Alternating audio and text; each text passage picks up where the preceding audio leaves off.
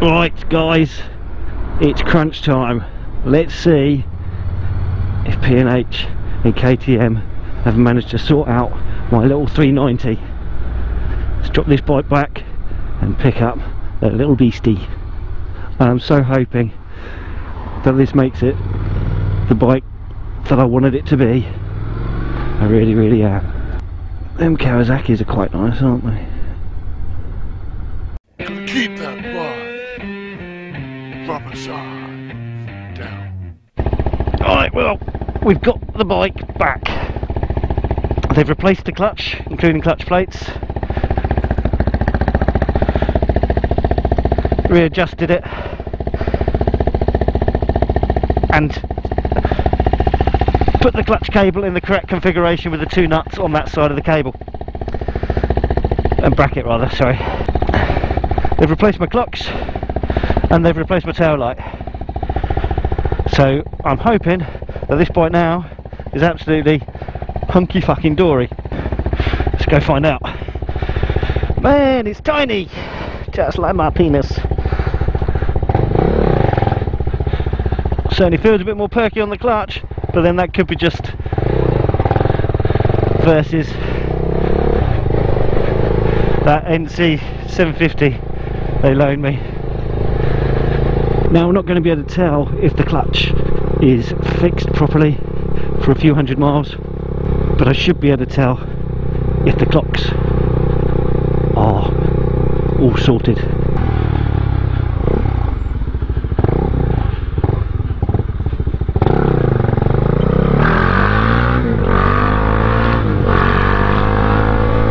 They don't get much nimbler than this, you know. These things are an absolute pleasure when it's riding right.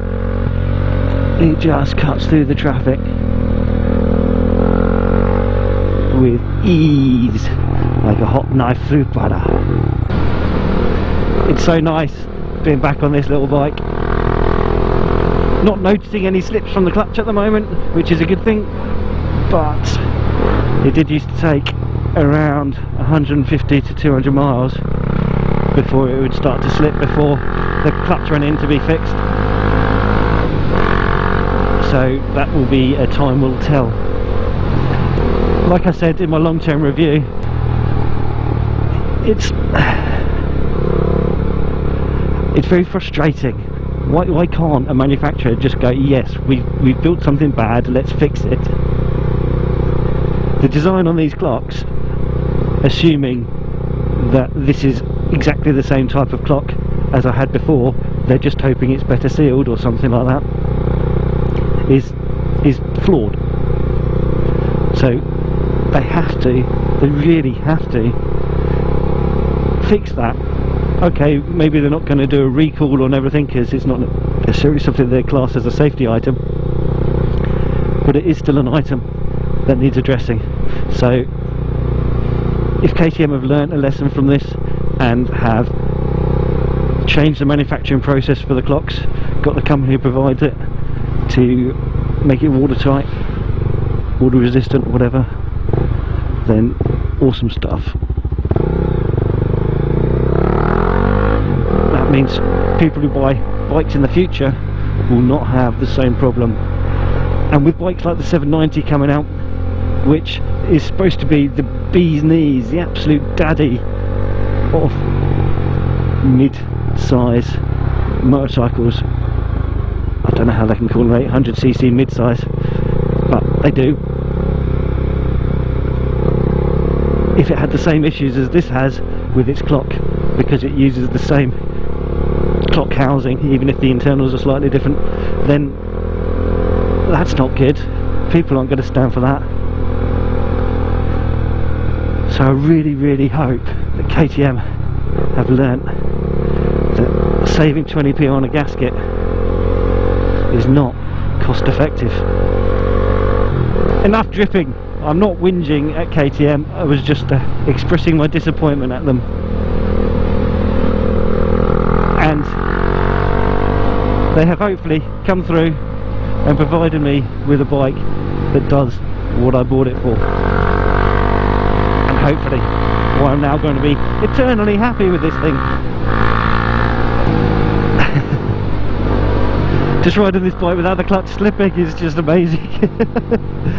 The last ride I went on was pretty horrific. I just couldn't give myself any form of hard acceleration at all, and even the acceleration I'm doing now was causing the clutch to slip then.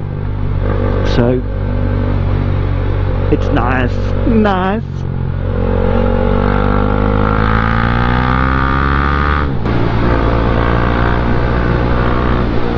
And 30.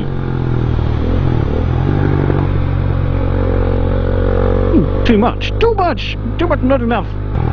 It's weird, when I first got this bike I was whinging about the position of the indicator switch and thinking that it was a really bad design and a bit of a stretch. I think what it is a case of something I just wasn't used to.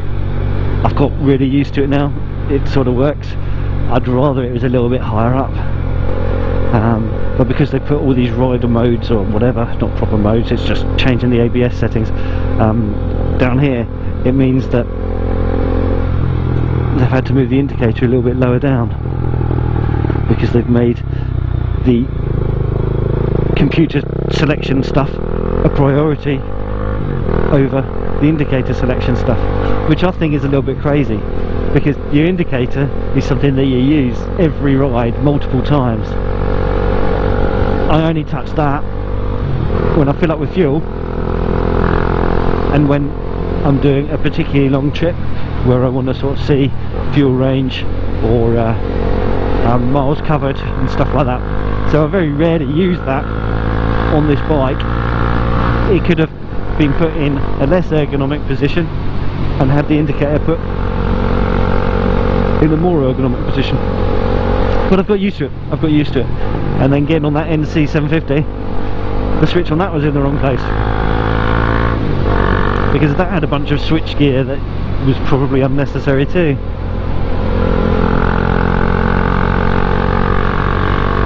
Yay, rain! I had hoped that I was going to miss any wet shenanigans. Just because my clutch is fixed, still got no power.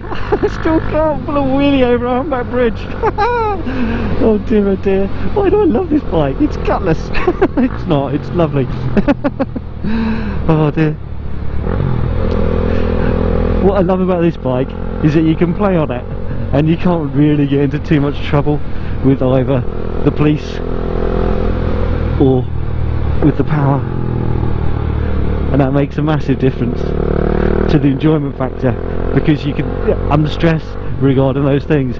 If you're riding a hyper bike, you're constantly looking in your mirror for policemen, and you have to be so much more serious and sensible when riding, because it can all go so horrifically wrong if you're not careful.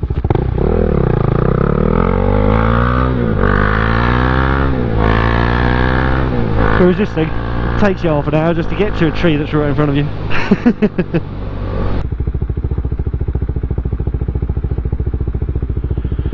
Police car behind me.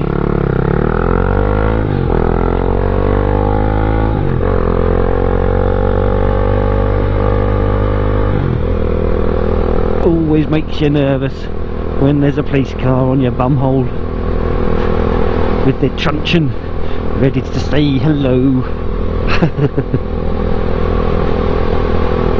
Poodling along, minding my own business, singing a song. Who's that got that in my head? Ah, Vitally Victor. Oh, yep. VD. Right, Box Hill. We are in you.